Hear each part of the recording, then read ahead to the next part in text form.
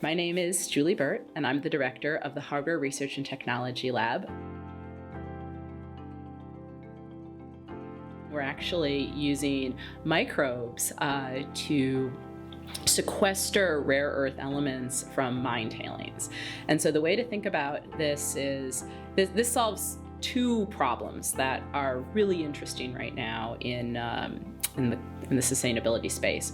One of them is mining of rare earth elements. Rare earth elements are incredibly important for all kinds of different manufacturing processes, from batteries to electronics to very high performance magnets. The United States specifically is worried about rare earth element supply chains because a lot of them are sourced from countries that we may or may not have the best economic relationship with. So it can live in very extreme environments. It actually consumes methane, that's the food it eats, and it will sequester within its body certain rare earth elements.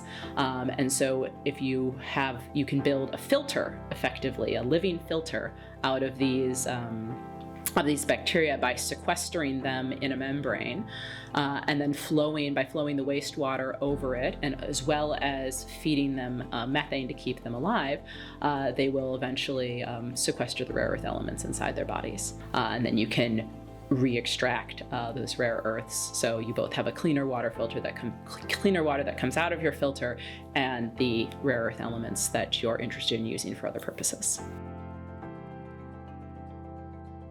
The vision for HRTL as a lab is really to have impact in the world and to take our applied research from just being research to actually being put into a customer, an end user, another business's hands, so that we can make impact. And as a sub-genre in that, we have a large focus in climate and sustainability, where we're really interested in having an impact on changing the direction of climate change and really trying to make an impact there so that future generations can experience the same kind of world that we have today.